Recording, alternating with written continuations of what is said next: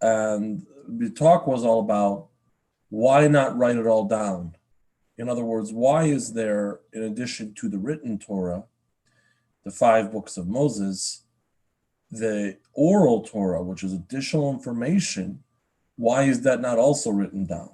So we talked all about why at that point, but we didn't have the time to prove any of this. So, in other words, we're making a claim that Judaism has been making for 3,300 years, that there's not only the 5 books of Moses, but that God told Moses so much more. Can we prove that? Because it does seem a little suspicious sometimes when it's not in the book, but you say that it's still there. So before we talk about proving any of this, the oral Torah, let's talk about what the oral Torah is.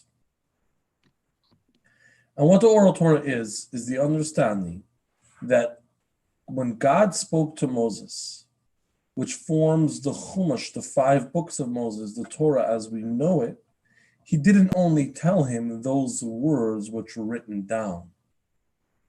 He actually told him much more.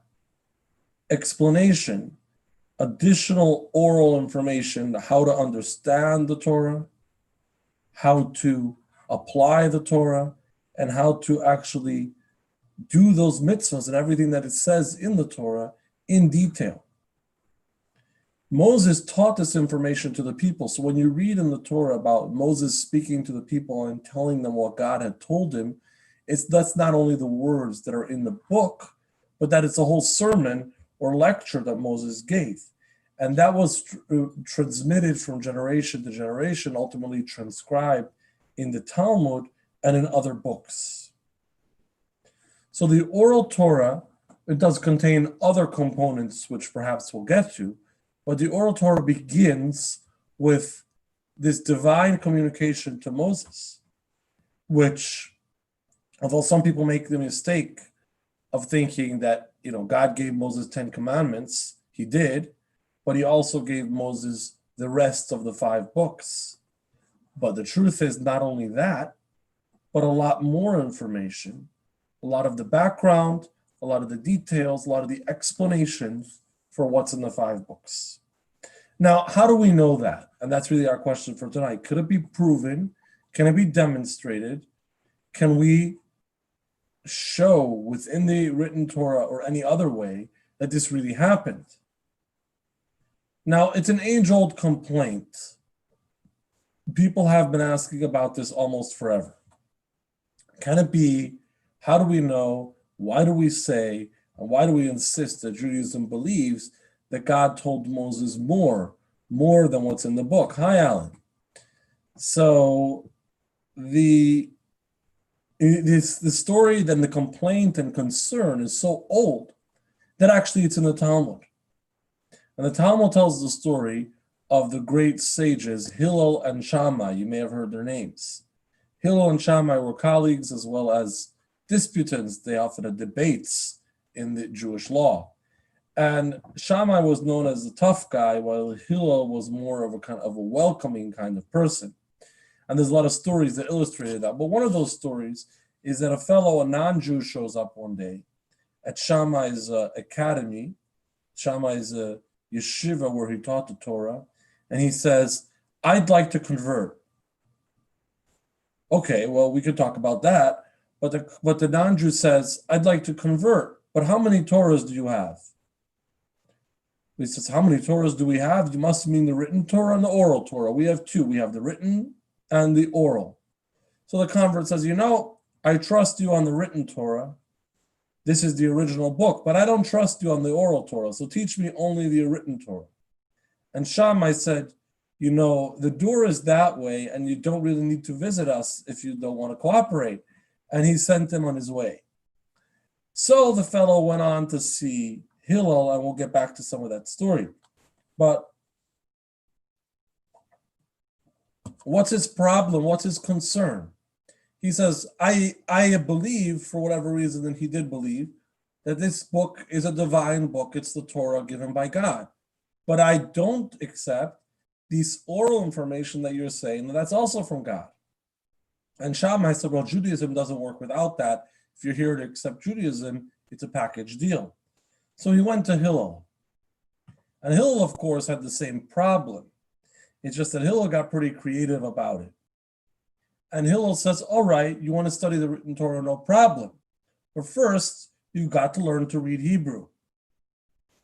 So he begins to teach him Hebrew. And let's see what Hillel did. Hillel says, on the first day, Hillel comes, tells the non-Jew, this is an aleph. Let's get the something where we can show it. Let's see. Oh, well, we'll try to follow along. This is an aleph. This is a bet. This is a vet. This is a gimel, etc. And the fellow nods his head and says, all right, well, that's an aleph and that's a bet. And he's learning the Hebrew alphabet. He's going to study the written Torah. And he goes home for dinner and he comes back the next day. And Hillel says, this is a tough. Now, of course, tough is the last letter away here. This is a shin. This is a resh. And he reverses all the letters. And the guy says, what's going on?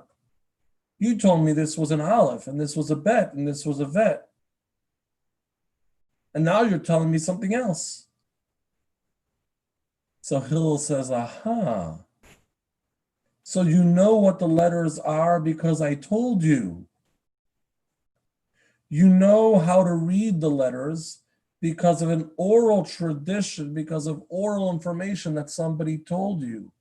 And now you don't want it to be a different oral information than you were originally told. In other words, you want to read the written Torah without any oral information. That's not possible. You can't even read a book without someone teaching you orally how to read the language, much less understand and apply the lessons of the Torah itself, as we'll see.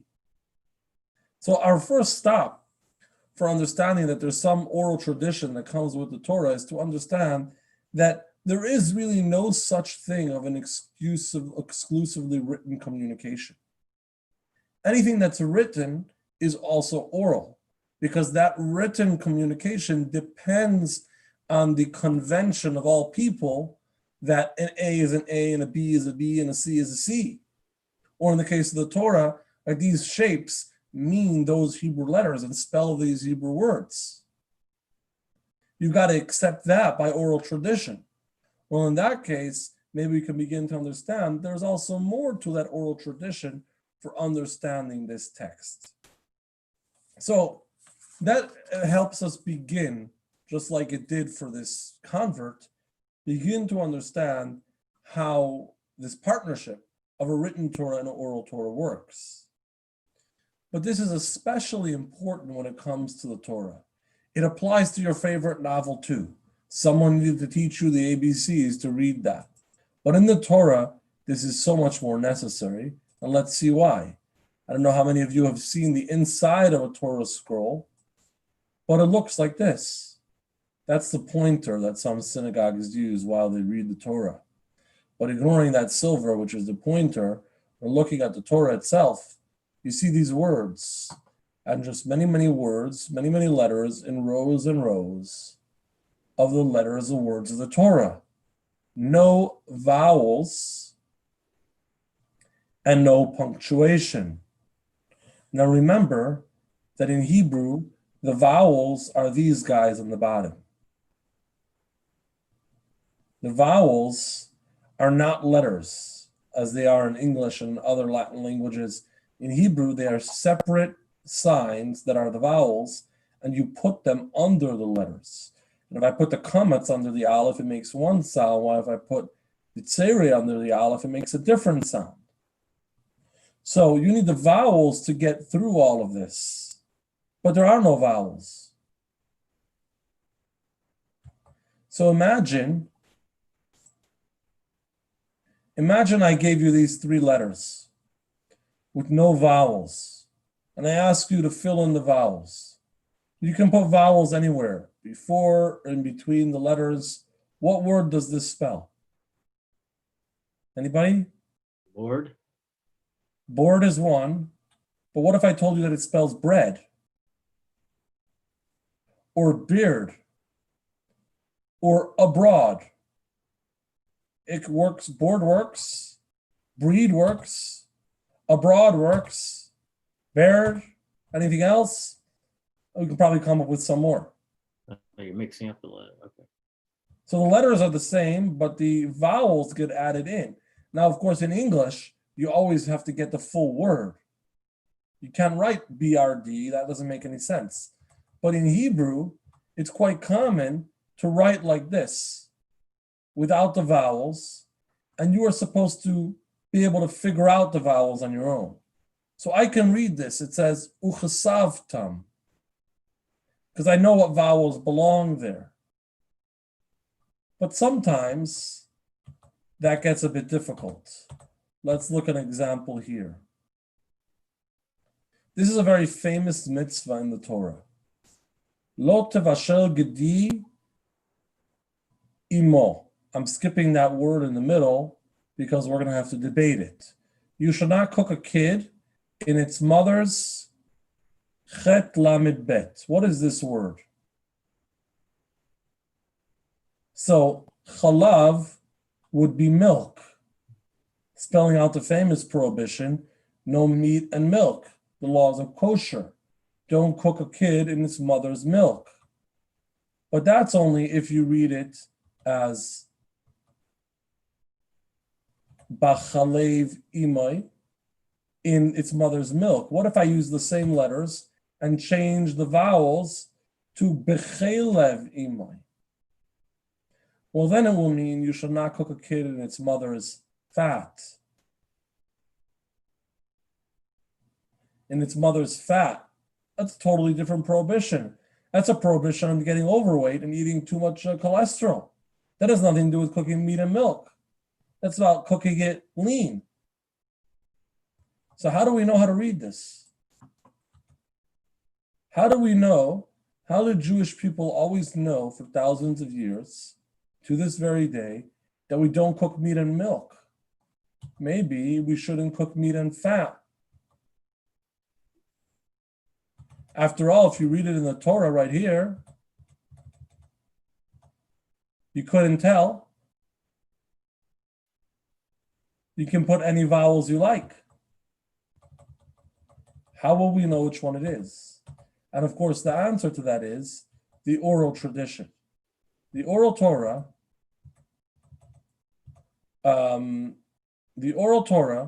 provides us the rest of the information.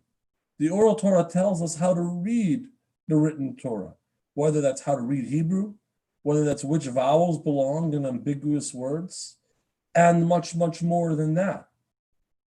Of course, let's not forget, there's also a problem of punctuation. You saw that image of the Torah, there's no punctuation there. Well, what happens when you have no punctuation? You get into situations like this. What does this say? Sounds pretty terrible. Let's eat grandma. Cannibalism, or in its worst form. Well, when you get a comma, it actually sounds very nice to have dinner with grandma. Let's eat grandma, it's time to begin. So of course, this is a famous one, and that comma makes all the difference. But what if you don't have any commas and you have to figure them out on your own? Let's go all the way back here. Got to click a bunch of times. Where do I put the commas? Shall I eat grandma? Shall I eat dinner with her? What are we going to do?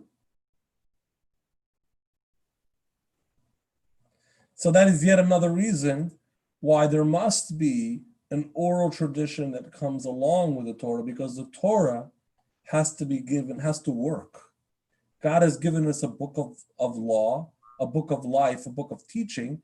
We can't make any sense of those teachings without the tradition that goes with it. Not only we can't read it because we don't have the vowels, not only we can't break up the sentences because we don't have the punctuation, but also sometimes we can have all of that and have a problem with definition. And here we're going to click through all of these again.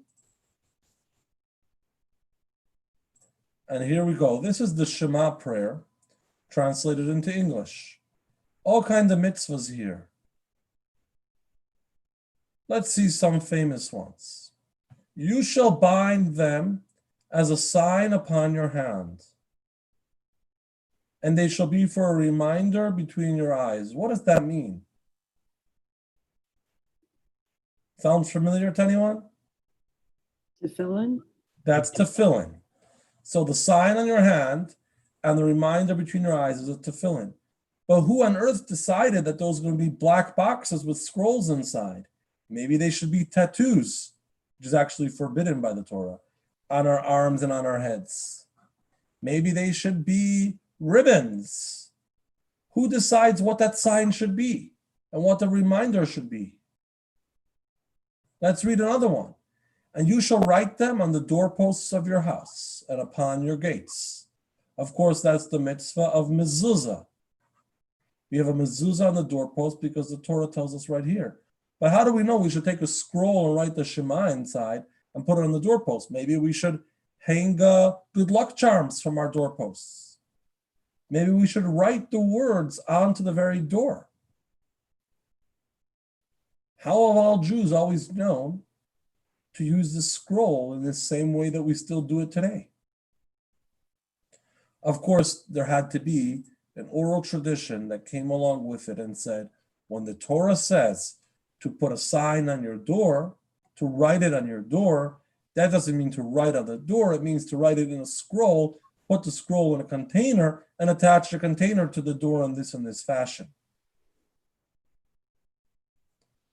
So all of this is really logical arguments that compel us, that point us in the direction that we have to understand that since God was a successful author, and when he wrote his book, it made sense, there had to be something that goes along with it for it to make sense. And that, of course, is the oral tradition. But the question remains, did God tell us anywhere in the written book to go refer to the oral tradition? Did God give us any evidence that we can show the naysayers that there is more information beyond the written word? And the answer is yes, he definitely did. Let's get an example again.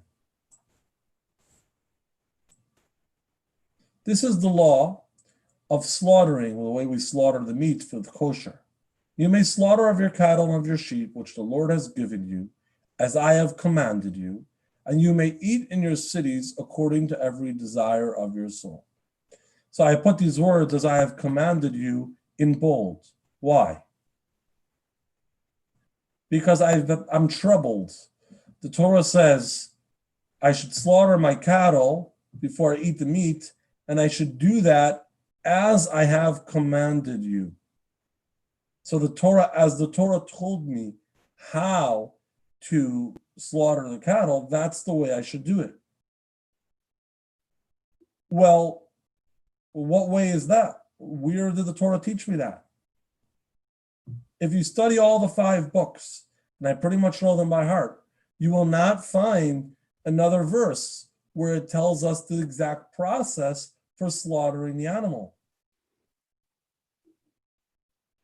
So what does it mean, as I have commanded you, which would imply I told you already some other time? Where is that other time? Where is that other place? And of course, that is in the oral tradition, where God provided the rest of the information, how we do slaughtering, which is the way we prepare kosher meat to this very day. So, as I have commanded you, as I told you the information orally, that's the way you shall do it. So in summation, we now know that when we read the 5 books, when we read the Torah, we should not just be reading and assuming that the story begins and ends here, but along with that, we were given a rich treasure of oral information from the same author, from the same God, explaining, detailing, helping us apply, and really make sense of this Torah so we can live by its message.